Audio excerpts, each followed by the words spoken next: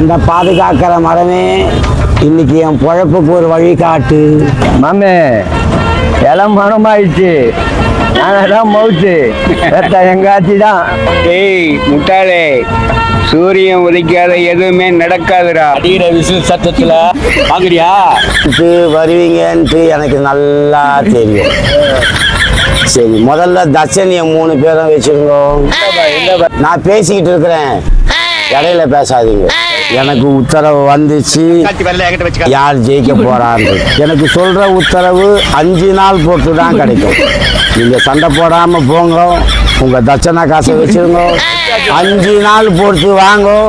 நான் சொல்றவங்க தான் ஜெயிப்பாங்க, கரெக்டா ஆட்சியில உக்காருவாங்க.